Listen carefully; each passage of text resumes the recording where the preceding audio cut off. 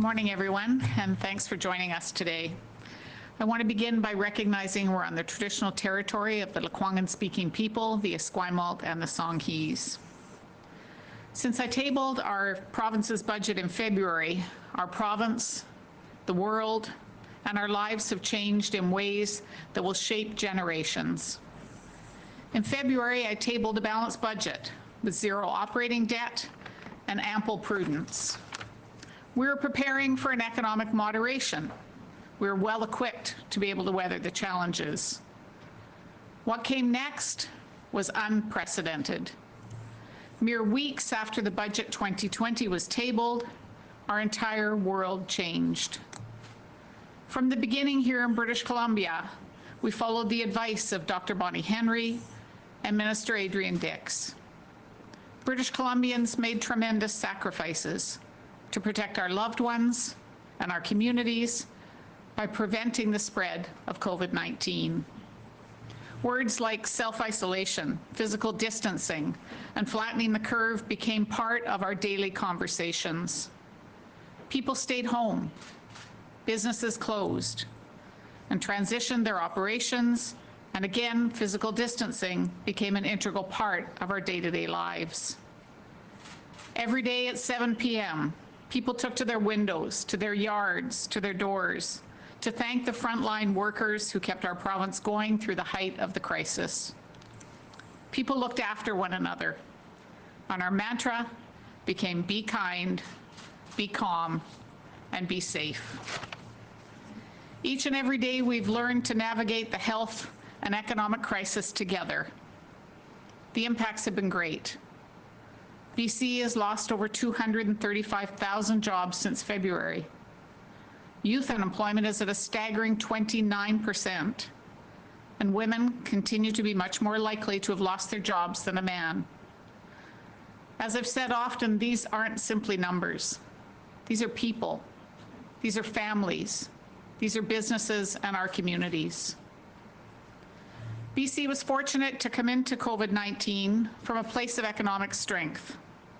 We have a diverse, resilient economy, and we started 2020 with zero operating debt, AAA credit ratings, and one of the lowest unemployment rates in the country. Because of that strength, we were able to take immediate action to help people, to help businesses, to help communities with our $5 billion COVID action plan. I want to express my appreciation to all the MLAs in the legislature who came together very quickly to be able to give the kind of authority that was needed, the spending authority for the $5 billion. And I'm proud to say that BC's COVID action plan is one of the most comprehensive plans across this country to help people and to help businesses. We introduced a one-time tax-free $1,000 emergency benefit for workers. Over 600,000 people have received that support. We doubled the climate action tax credit, expanded it to provide support for over 80% of British Columbians. We introduced pandemic pay for approximately 250,000 frontline workers. We provided and then extended the $300 emergency support payment for those on income and disability assistance, including low-income seniors.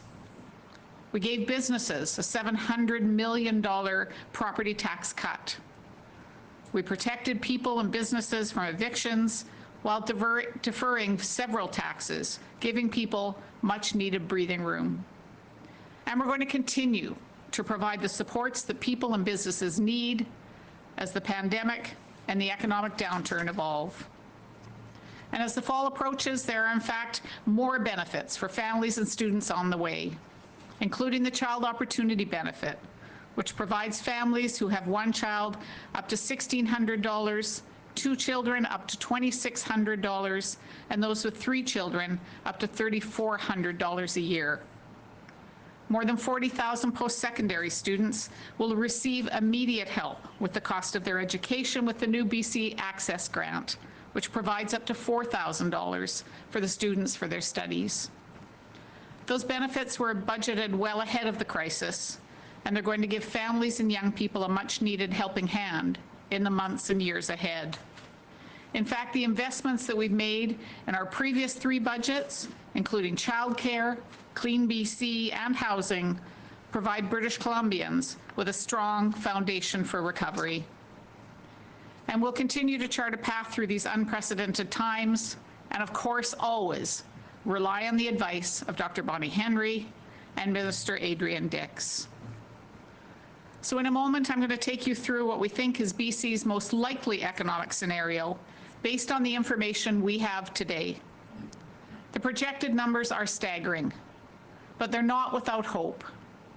Things are getting better each and every day when we follow the provincial health officer's advice. And today's fiscal update, though certainly far from Budget 2020 and the surplus that we tabled before the pandemic, provides us an opportunity to build a stronger BC that works for everyone in our province. So I'll move to our first slide. So we want to begin with just a very brief timeline of recent events. As you can see from the slide, the first COVID case in our province was less than 6 months ago, and so much has happened since then. We've seen the rate of transmission decline, and we flattened the curve. But we also know that pandemics can come in waves, and so we're moving ahead with our restart plan with caution and very careful planning. Next slide. The public health measures taken in BC have limited the spread of the virus thanks to all British Columbians who've done their part to be able to keep the transmission of this disease down. To date, BC's number of confirmed cases per 1 million has been below the rest of Canada and most other countries. However, and you'll hear this reminder constantly, we must continue to follow Dr. Henry's advice, as an uptick is always possible. And we know that a strong public health response is, in fact, a strong economic recovery response. We flattened the curve because people came together, and it's going to take that same kind of discipline, that same kind of hard work, and that same kind of caring for each other to be able to help us through the economic recovery. Next slide. The economic impacts to date have been severe, and that's certainly demonstrated by the widespread job losses and the impact to businesses. So before I get into the specific economic scenario, I want to take a moment to go through some of the indicators that we've been tracking and use to be able to build the economic scenario. Just a reminder that there are lags in the data that we receive. For example, the retail sales data became available in June. That's for April. We got the employment data, of course, for June, just released on Friday. So that's part of the reason that you've seen that we took some time to be able to make sure that the data we were getting really related to the biggest difficulties that we were facing during COVID. So on this slide, you can see we'll begin with the labor stats. And as I mentioned, 235,100 fewer jobs in BC in June compared to February. And while the job losses in March and April were record-breaking, the figures for May and June, in fact, have seen some recovery of the losses that we experienced in the previous 2 months as the economy has started to reopen. The unemployment rate in British Columbia decreased to 13% in June, from 13.4% in May, as more people started to work again and as restrictions start to ease. However, we have to remember that the recent unemployment is at the highest rate we've seen in our province since 1987. Next slide. The job losses have also been widespread, not simply in one sector. There is no question that COVID-19 impacts British Columbians unequally. It discriminates based on age, based on gender, based on income level, and based on the sector that you work in. The employment declines since February have been concentrated in the wholesale and retail trade sector, accommodation and food services, as you can see from the slide, culture and recreation, and the construction sector. Hardest hit, youth and young adults. And this is in large part due to the fact that they're overrepresented, of course, in restaurant and retail services. Employment among persons aged 15 to 24 declined by 70,100 jobs from February to June. The unemployment rate for that age category rose sharply from 9.1% in February to 29.1% in June. That's an increase of 20 percentage points. Women are another group that are more affected by COVID-19. This is again because they tend to be overrepresented in the service sectors that have been hard hit by the pandemic. Employment among women in BC declined 120,000 jobs from February to June, and the female unemployment rate rose from 4.8% in February to 13.4% in June, an increase of 8.6 percentage points. And of course, it's important to remember that often women have to leave the workforce to provide care for children or people who are sick and sick relatives. Next slide. Let's take a look on this slide at the retail data, sales data, and again, a reminder that April is the most recent, so we still expect we'll see some real drops and some real challenges through the month of May as well before we started getting into the restart. No question, consumer spending pulled back during the month of April, and that of course was due to job losses, reduced mobility, physical restrictions that were in place. BC's nominal retail sales declined by 20.7% in April compared to March. That's the largest monthly decline on record. This followed a 3.7% monthly decline in March. So overall, BC's retail sales were 23.6% lower in April compared to February 2020. And where have we seen those shifts? Well, declines in retailers have been broad-based, but certainly in non-essential items, clothing, clothing accessories, hobbies, books, music, and big-ticket items, furniture, home furnishings, motor vehicles. We have seen the sale of some items, food and beverages, has been significantly higher, but certainly the drops have been very significant. Next slide. Housing market activity, as you can see from this slide, is certainly mixed.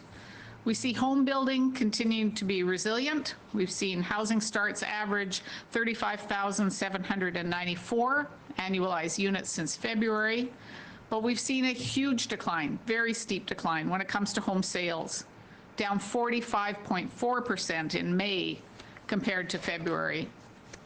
And while home sales rose 33.7% month over month in May, following a record-breaking decline, they still remain at 12-year lows.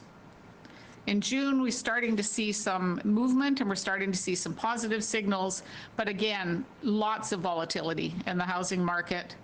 And the average home sale price in BC went down 4% in May compared to February, and that's the provincial average. Next slide. So this slide is interesting because I think it really points out the volatility that we're seeing in the nature of the pandemic on our economy. This slide looks at the private forecasters' numbers, and they've been changing their projections, understandably, given the kinds of information that we are gathering and others are gathering. COVID-19 impact is really being felt across the world, and consensus projections for global economies have been revised down significantly, as you can see on this slide on the right-hand side. June projections call for real GDP growth forecasts of negative 6.6% for Canada, negative 5.6% for US, growth up in China, but only by 1.4%, negative 5.3% for Japan, and negative 8.4% for the Eurozone. And of course, BC, being a small open economy, is impacted by anything that happens globally. So related to this global activity that you're seeing and the drops in growth, BC's international merchandise exports have continued to decline this year. And that again is due to global pricing, global demand, commodity prices. Exports are down 1.6% in May compared to February, and down 14.7% year to date when comparing the January to May period of 2019. BC's exports to our three major trading partners, US, China, and Japan, are all down on a year-to-year basis. We're seeing year-to-date declines in all the key commodity markets you would imagine: softwood lumber, pulp and paper, metallic mineral, natural gas, and coal. So turning back now to the projections, significant impacts are expected all across the provinces, as you can see from the chart. Private sector forecasters expect BC's real GDP to decline by 5.4% in 2020, as shown on the left-hand side chart. The expected decline is 6.6% on average across Canada, and BC ranks 4th among the provinces. So the 6 private sector forecasters for BC range between negative 4.2% and negative 6.1% in 2020. And in fact, some organizations are forecasting even steeper economic declines. Central One Credit Union, for example, is suggesting negative 6.8%. The BC Business Council is suggesting negative 7.8%. So again, this really just highlights the kind of uncertainty in forecasting that we're seeing right now. Before we bring forward our Q1, of course, we will be surveying the 13-member Economic Forecast Council before we release Q1. Next slide. So I can't emphasize enough the challenges in preparing any kind of scenario right now. To present a possible outcome when you see the kind of volatility, it creates some real challenges. So that's why we've developed a scenario rather than a typical forecast, because of the unprecedented nature of COVID-19 and the uncertainty regarding the magnitude of the economic decline caused by the pandemic and the path of recovery, and what kind of path the recovery takes as well. So this chart that you're seeing speaks to the various elements of uncertainty that will influence the depth and the duration of the economic slowdown. And that includes everything from future outbreaks here in British Columbia, but obviously in other places as well, because that impacts us here as a province. The evolution of public health policies, medical technologies, vaccines, the response of the general public, impacts on consumer spending and confidence, the response of business when it comes to investment decisions, again, impact on confidence, supply chains, and business model adaptations. It's also going to depend on the success of relief measures and supports as those change over the next number of months as well. Corporate cash flow could shift, personal incomes could shift, and of course, policies of the central bank, liquidity in the system, and laying the foundation for recovery via low interest rates. Next slide. So the economic scenario was developed by analyzing employment by industry data and developing assumptions around the timing and the extent of business recovery and the eventual rehiring of employees. So this scenario underlying it is an assumption that the pace of hiring will continue to be cautious, that we'll continue our measured approach when it comes to recovery. It assumes as well that physical distancing remains in place, that global travel remains somewhat restricted, and that businesses in the tourism and retail and recreation sectors are expected to continue to be impacted for some time. The pace of economic recovery in this scenario is also guided by consumer and business behavior. So in this scenario, BC's economy could decline by 6.8% in 2020. As the economy recovers and hiring and spending improves, the economy could grow back by 3.1% by 2021. So just for a moment to put that in context, BC's real GDP fell by 2.4% in 2009 and 6.4% in 1982. Those are the only annual declines in BC real GDP and recent records going back to the 80s. So as those numbers really remind us, this could be the worst downturn experienced in our province in recent history. We built this scenario with prudence, as we do in each of our budgets, compared to the most recent average projection of the 6 private sector forecasters, which calls for a decline of 5.4% in 2020, followed by a rebound of 5.4% in 2021. We also know that many businesses are expected to experience a loss of revenue due to closures and restrictions introduced in BC and internationally. As such, BC's corporate profits are expected to decline in 2020 before recovering in 2021. And as I mentioned, physical distancing and global travel restrictions are expected to be in place for some time. Because of that, we expect the job losses that have occurred in British Columbia are not expected to be fully recovered this year. So the scenario is built with employment in the province declining by 9.8% in 2020, which corresponds to an annual loss of 252,000 jobs. And as businesses resume operations and employees are rehired, employment in British Columbia could increase by 4.4% in 2021, representing an annual gain of 102,000 jobs. Consumer spending, of course, has been impacted by job losses, lower income, and the temporary closure of some retail stores. As such, retail sales in British Columbia are estimated to decline in 2020 and pick up in 2021, again, when employment and income prospects improve. The housing market is expected to be impacted again by unemployment, by lower income, weaker migration. The value of residential sales may decline by 27.6% in 2020, followed by possible growth of 9.3% in 2021. And again, we built in prudence in our scenario for housing. Next slide. This slide is just a reminder of where we were at. As I mentioned, we have a strong fiscal foundation. Certainly before the crisis, as you know, surpluses across the 3 years of the fiscal plan, best debt metrics and credit rating compared to other provinces in Canada. And I put this here because I think it's important to recognize that that strong fiscal foundation will help us as we move into recovery. It gives us a good foundation to be able to build from. Next slide. So the economic scenario results in revenue losses totaling $6.3 billion in 2021 compared to the budget 2020 forecast. Taxation revenues down $4.2 billion. Natural resource revenues $300 million lower. Net revenue from Crown corporations and agencies down about $1.8 billion. So I'll walk through some of the specifics for you. A personal income tax revenue down almost $1 billion from lower personal income and wages and salaries.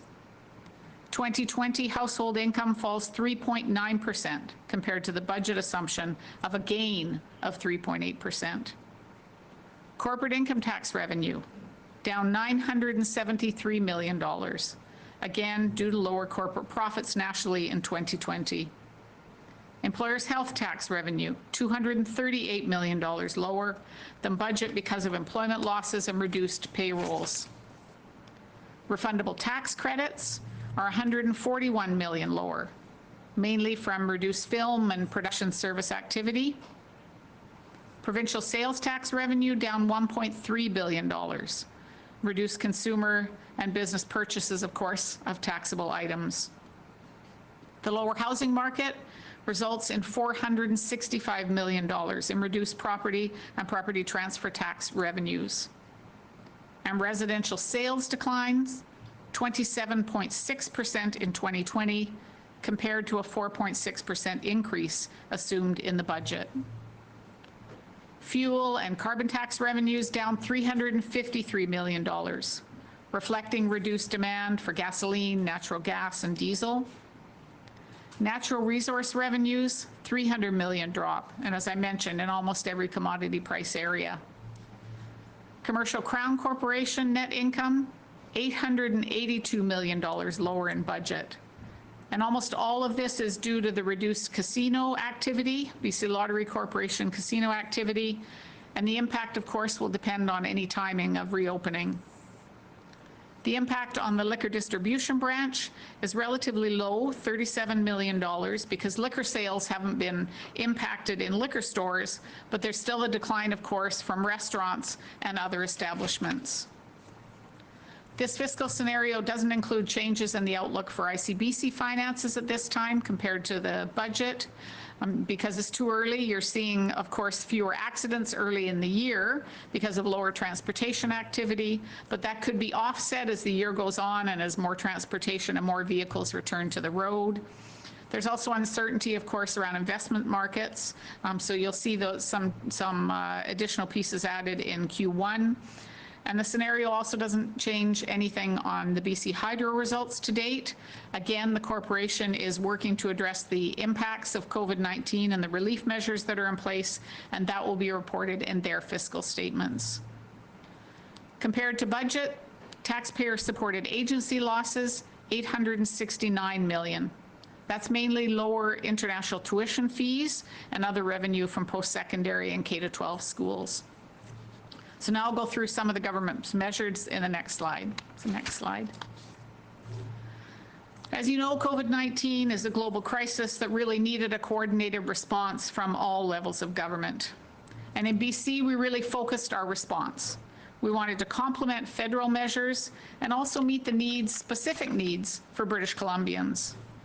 So on March 23rd, the legislature approved supplementary estimates, which provided an additional $5 billion in spending for a COVID-19 action plan. And this includes the notional allocations of $3.5 billion for critical services and $1.5 billion to support economic recovery. In addition to these spending measures, we looked all across government at every financial lever that we had at our relief to be able to provide relief.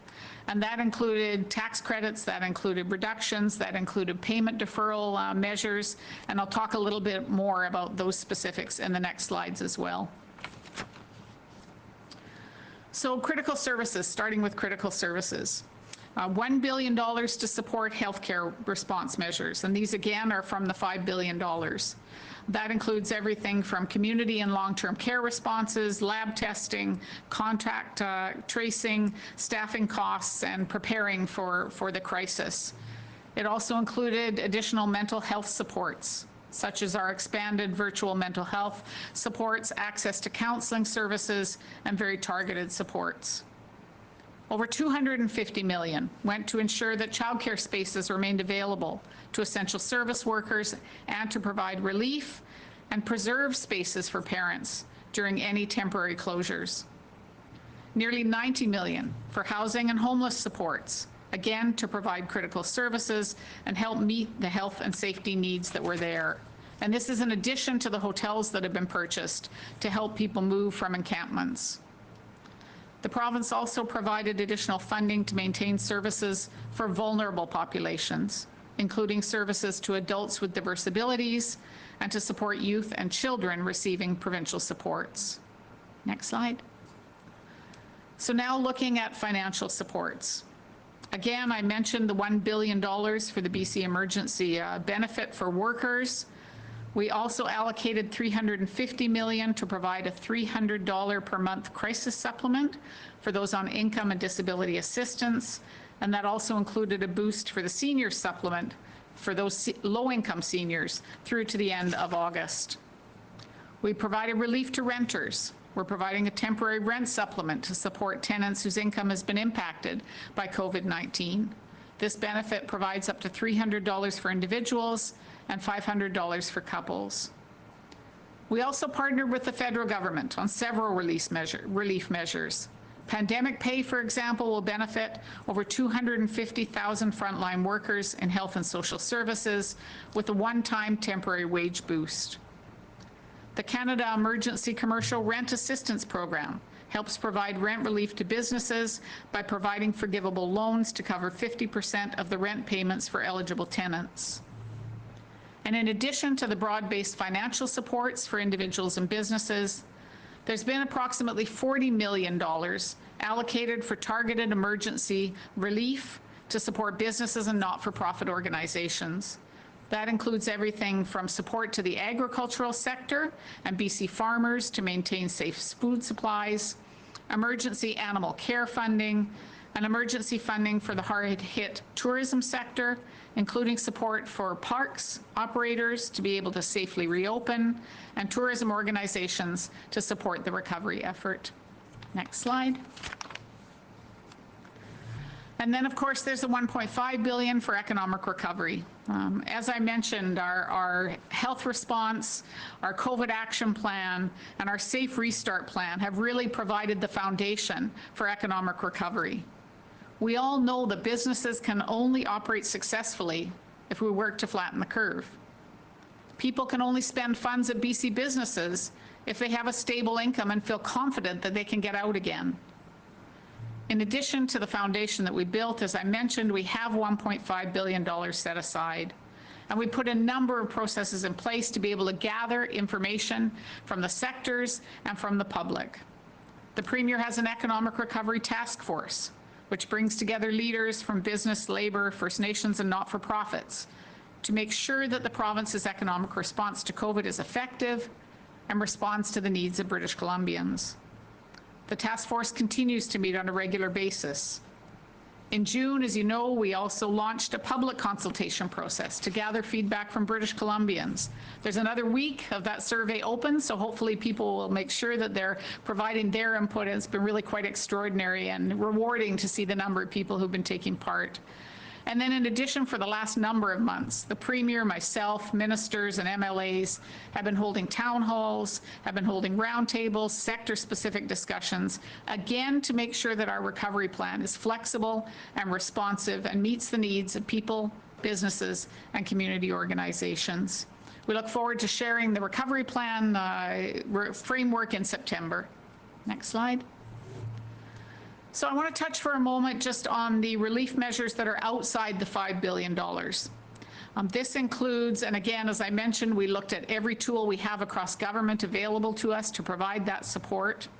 So this includes an increase to the Climate Action Tax Credit in July, that's $500 million, a reduction in the school tax rates for commercial properties by an average of 25%, $700 million, delays in increasing the scheduled carbon tax and other budget 2020 measures, $200 million. And we also implemented tax and payment deferral measures. That included a 6-month pause on student loans, hydro bill relief and deferral measures, and a number of other tax and payment deferrals to provide cash flow to businesses and municipalities. Now, those tax and deferral measures don't have a direct impact on the budget in 2020 because, of course, they're expected to be paid back, but they did provide much-needed cash flow and are providing much-needed cash flow to businesses. There are some indirect costs, of course, related to deferrals. That includes increased interest on the deferred payments and any potential default that could happen. Those, again, as the payments are received, they will be built in and incorporated into quarterly forecasts, as well as any costs. Next slide. So just in summary, the BC Action Plan and the additional current measures total $6.2 billion for this fiscal year, compared to budget 2020. That includes, of course, the $5 billion in supplementary spending and the $1.3 billion that I just ran through for tax credits and other tax and relief payments. And then, while not directly impacting the fiscal plan, the government has implemented an additional $6.3 billion in deferral measures. Again, those dollars expected to come back. What about the current budget? You may have questions around what impacts have happened so far in the current budget. The ministry budgets remain as we presented them in February, including the existing contingency vote, vote 45. That $600 million, just to remind you, that was built in as contingencies, we expect will be fully needed to be able to cover program caseload needs, other pandemic response needs that may come up, and other programs that may face pressure because of COVID.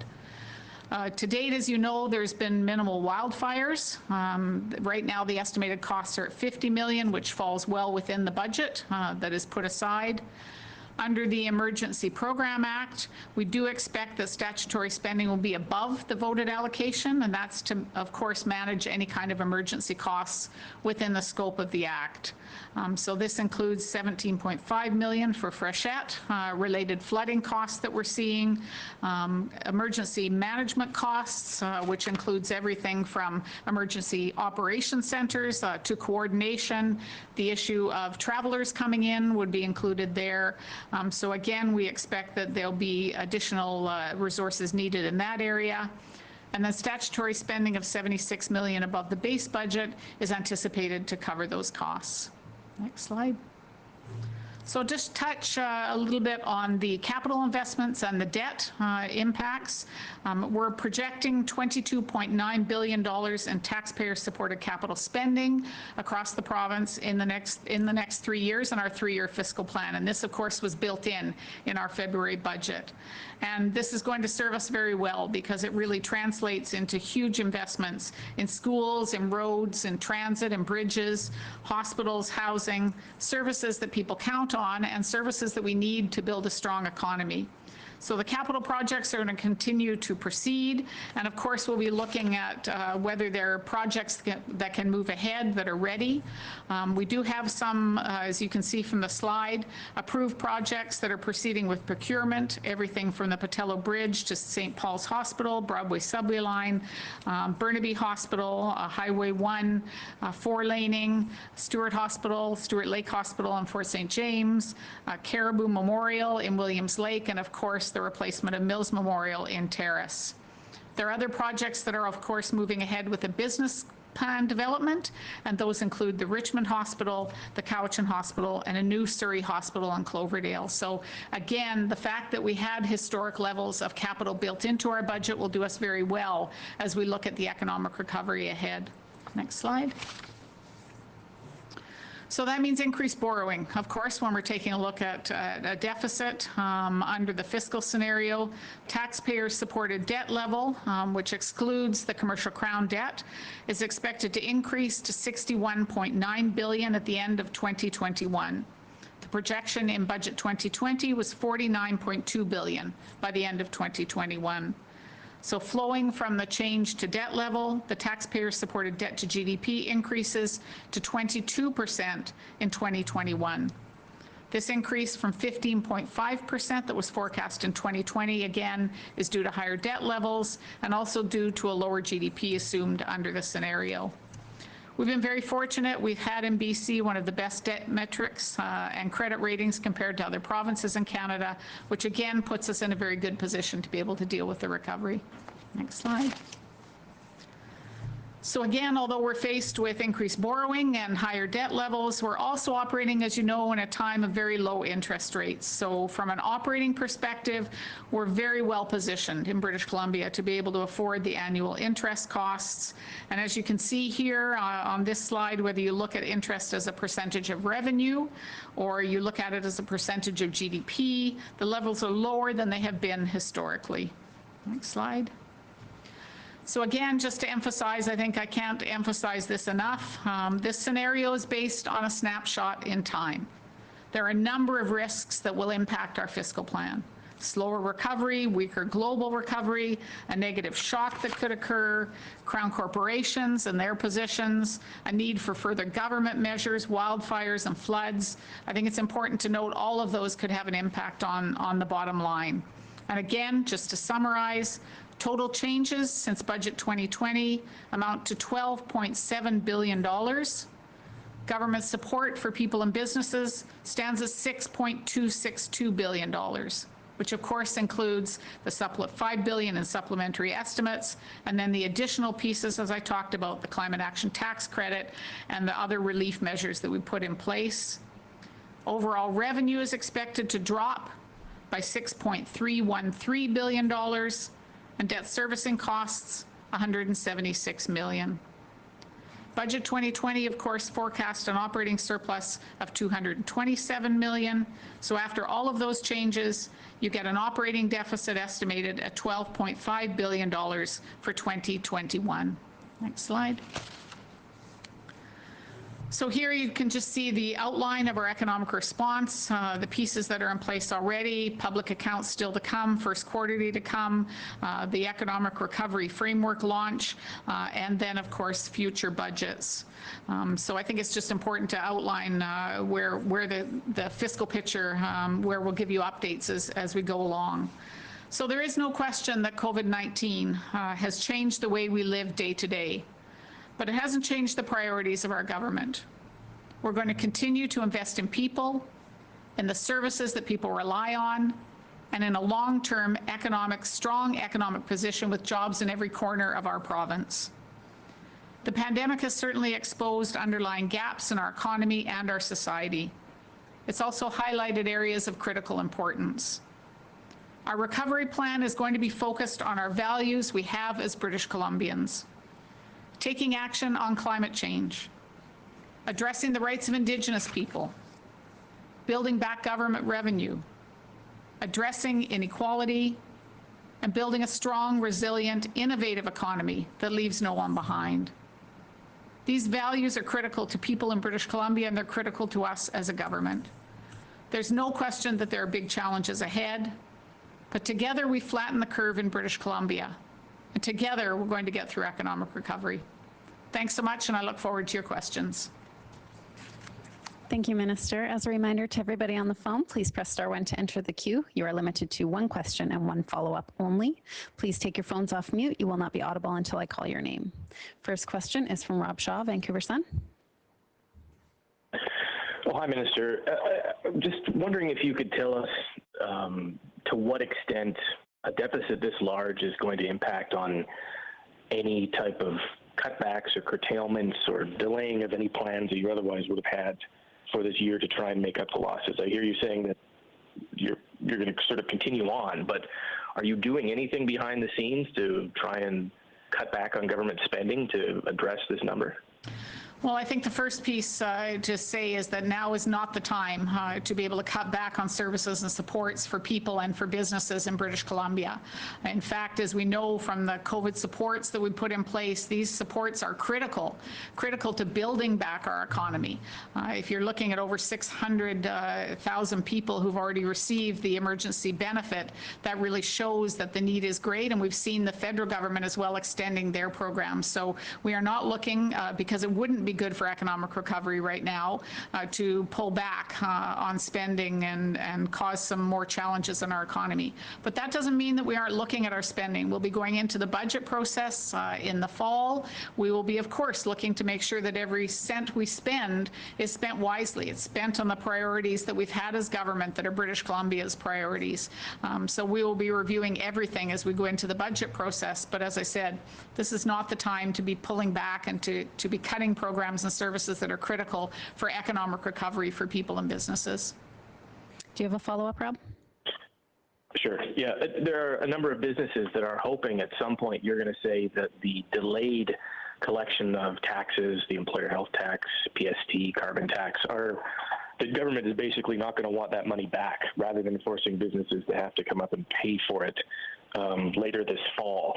Is there any scenario in which you do that and this $12 billion deficit becomes 14 or 16 billion, and would that matter to the provincial books if it helped businesses from having to pay bills that they don't think they're going to be able to pay later this year? Well, as I've said, we've built our COVID plan, and in fact, I'm really proud of the fact that we have one of the most comprehensive plans across the country. Other provinces have not put supports in place for for their provinces most vulnerable. We put in place rent supports as well. So we have a comprehensive plan, and it's important to recognize that if more is needed, we will do more. So we will be reviewing all of those measures well before the fall. We'll be taking a look at what's needed for economic recovery, and if more is needed, then we will be providing more. It's important for families, for communities, for businesses to know the government has their back through this process, and that we're looking ahead to how we can build a strong economy for everyone, and that's going to require supports to be in place. So yes, we'll be reviewing all of those pieces as well. Next question is from Richard Zisman, Global News. Minister James, I know you don't have a crystal ball, you've said that before, but what are you looking at in terms of long-term impacts? Is it possible to forecast beyond the 3 years around how long we may be in these deficit situations due to the pandemic? Well, I think as you've seen, Richard, from the numbers today and from the volatility from private sector economic forecasters, it's tough to forecast this year. Never mind to forecast 3 years or 10 years out. I think there is no question that COVID-19 has had a profound impact on the economy in British Columbia, and that's not short term, that's going to have some time to be able to be addressed. As you know, we've tabled legislation that will allow for a budget for 3 years with a review each year, of course, by government. And I think that's the prudent thing to do, but I don't think anyone at this stage could look ahead and say how long the recovery is going to take and when we'll see shifts, because this isn't simply a British Columbia issue. This is, in fact, a global issue. Do you have a follow-up, Richard? I do. As you know, Minister, people look at $12.5 billion and they don't know what that means. This pandemic, I don't have to tell you, has profoundly impacted every British Columbian. What will this mean in terms of looking at these numbers? What should people take from it? You mentioned to Rob's question, no service cuts, but could there be tax increases? Could there be additional pressures put on British Columbians to help sort out the financial picture? Well, I think my message to British Columbians is that while this is going to be challenging, there's no question about it. I think I can't say that enough, that we can address this together. And that means government being there for businesses and being there for people. We're going to provide the supports that are needed to build a strong economy. The public is doing their part. They sacrificed to be able to make sure that we could bend the curve. They've sacrificed to start the restart in a slow, measured approach to make sure we're doing this well. So British Columbians are doing their part. Businesses are doing their part. Government's doing its part by being there for people and for businesses. That's what's going to be needed over this next year in particular, as we start to see more of a runway to what the recovery could look like. Next question is from Binder Sudjan, CTV.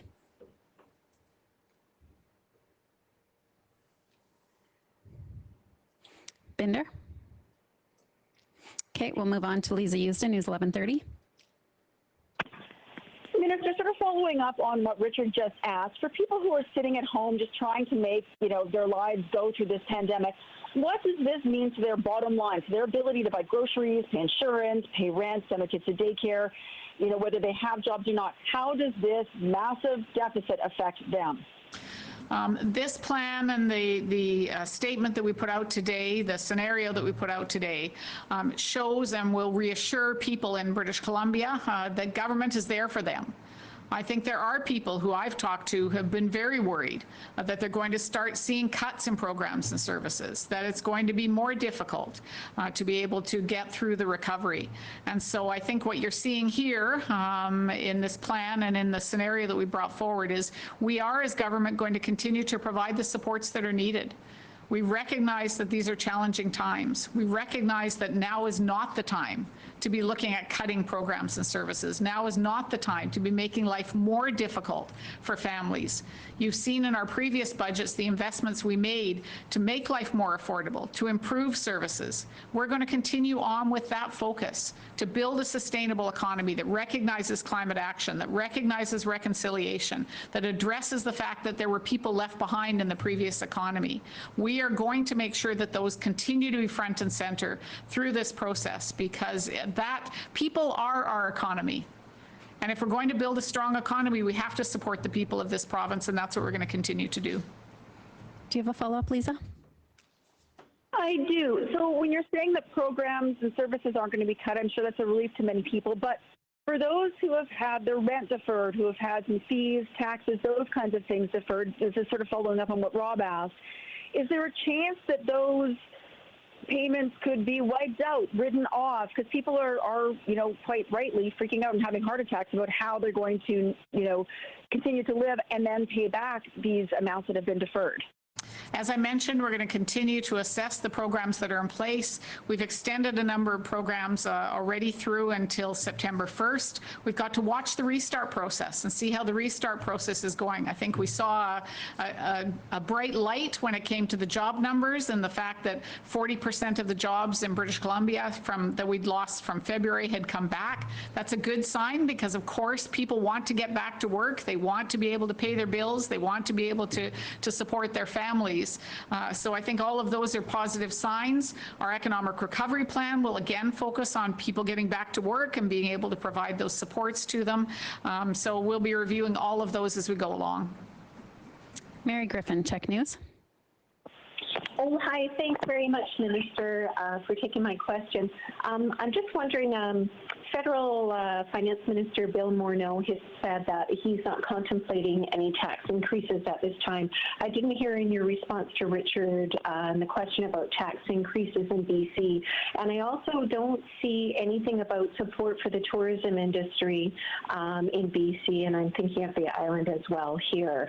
Other provinces have received help from the federal government, and where is BC on that? Thank you. Thanks, Mary. And I'll touch on the tourism piece first, because in fact we have put supports in place for the regional tourism organizations for their campaign around people vacationing locally and doing it in a safe way. And certainly from the people I talk to in my community, people are already booked into venues right here in the province and are excited about seeing British Columbia. And then again, we know that there'll be tourism work going on through the recovery work that's happening as well. And no, we don't anticipate increase in taxes at this point.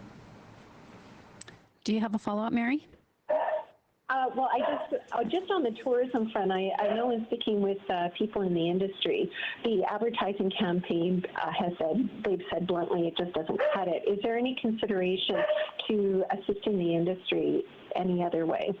That's why the minister is working very closely, and the premier and myself as well. I held a sector table with tourism. I know she's in close conversations about what supports can be in place as we get into the recovery dollars that will come out in the fall. So yes, those conversations are happening now.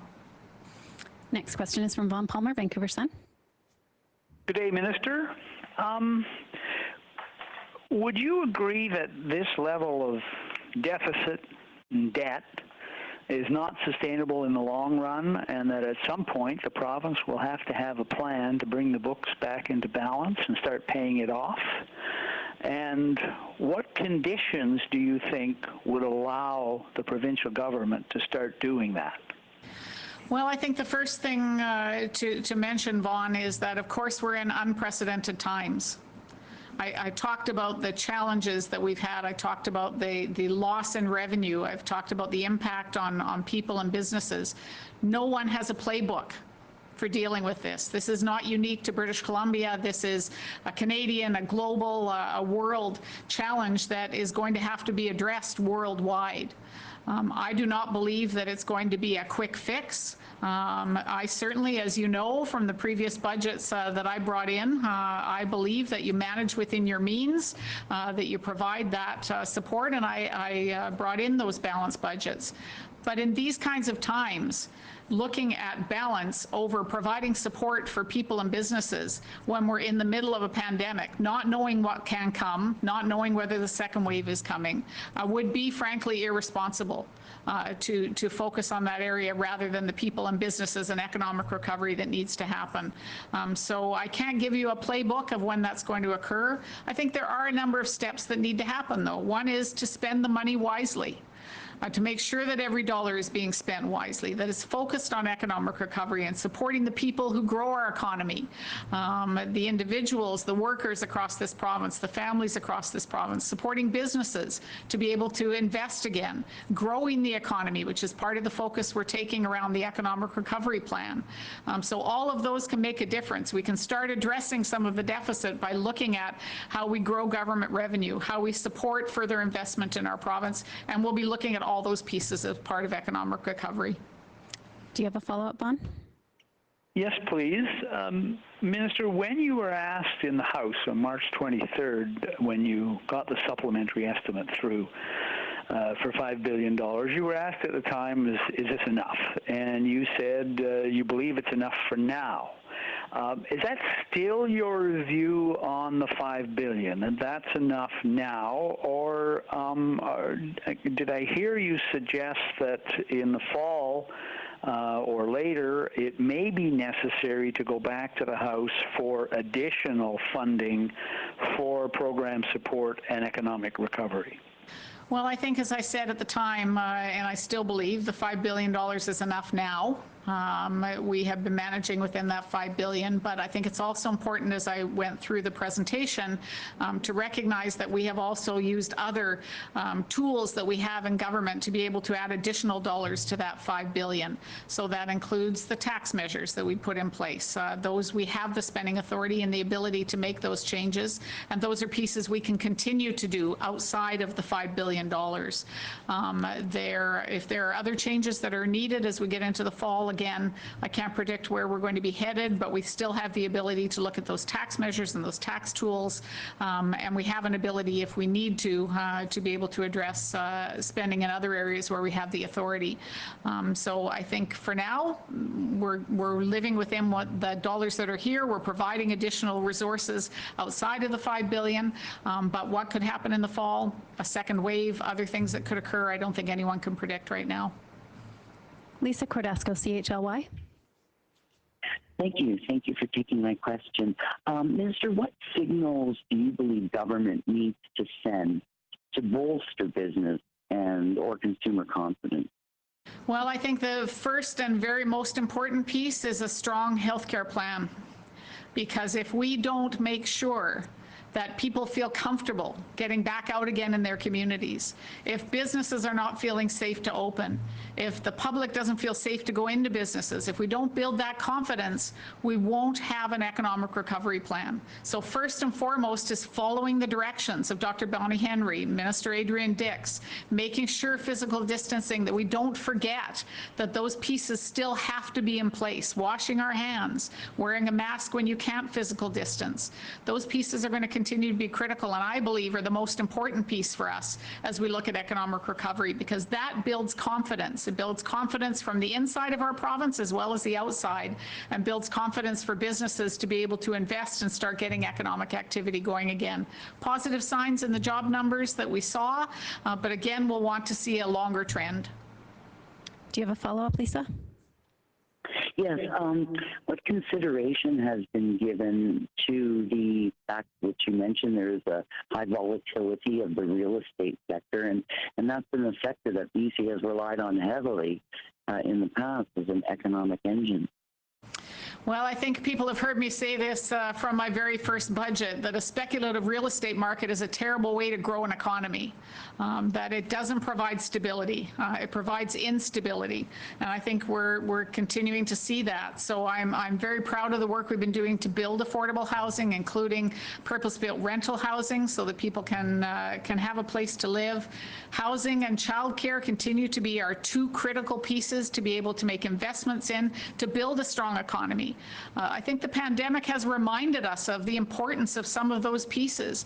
Childcare is certainly more front and center than it's been, because people have recognized the importance of childcare in people being able to get back to work, women in particular. Housing, again, if you can't recruit people because housing's too expensive, you're not going to be able to get the people you need here to grow your economy and to build on the investments that are here. So building on those investments that we made in our very first budget and continuing forward with those is going to be front and center for us as government. Tanya Fletcher, CBC. Minister, you mentioned the uncertainty of a possible second wave, and how concerned are you that, as soon as this fall, it could affect BC's economic recovery, and just how stable are these projections in light of what could come? How fragile are these numbers if it's so tied to, the fluidity of the pandemic? Well, I think there's no question that this is a snapshot in time, that this is based on the information that we have today. It's subject to change. There's no question about that. We could see these numbers shift in a whole number of ways. The situation could get better. We could see recovery from a more optimistic point of view be stronger. We could see more challenges. A second wave could hit, as you point out, which could slow down the kind of recovery that we're seeing. So first and foremost has to be health and safety, and that's why I come back to that, because it's key to any kind of economic recovery that we're looking at. Do you have a follow-up, Tanya? Yes, please. Thank you. And looking stateside, I mean, as we see more and more states reshutter because it's getting so much worse there, and we're seeing Canada and the U.S. diverge more and more so on that front, how much of an impact is what's happening stateside having, not on Canada necessarily, but on BC, and how do you forecast that to continue to have an effect on us? Well, certainly we are very tied to the U.S. when it comes to our economy, whether we're talking about trade, whether we're talking about exports, et cetera. And so it does have an impact on our economy. But I think, again, to come back to the health and safety piece, it is such a stark reminder of the importance of the measured approach that we are taking to recovery, the planned approach that we're taking to recovery, the work that businesses, and I want to say a huge thank you and appreciation to the extraordinary work businesses are doing in making sure that they're putting their plans in place. They're working with WorkSafe. They've got the safety measures in place. Those pieces are critical, and I think what we're seeing in the numbers down south of the border is just a very stark reminder for us of that. We have time for one more question today, and that is from Keith Baldry, Global News. Hi, Minister. Thanks for this. You're projecting a massive deficit, but given what's going on in people's lives right now, do you think people really care about the size of a government deficit, whether it's provincial or federal? I believe people care, but I believe they understand. And that's really what I've heard in my discussions with business leaders, with people in the not-for-profit sector, with Indigenous communities, with the public, is that people understand. They care about the deficit. They want you to manage their money well. They want you to look after it and recognize it's not our money, it's the people's money in this province. But they also understand the importance of those investments that are helping them survive right now. I think we've had a reminder during the pandemic about how important it is to have quality services in place, whether we're talking about healthcare or schools.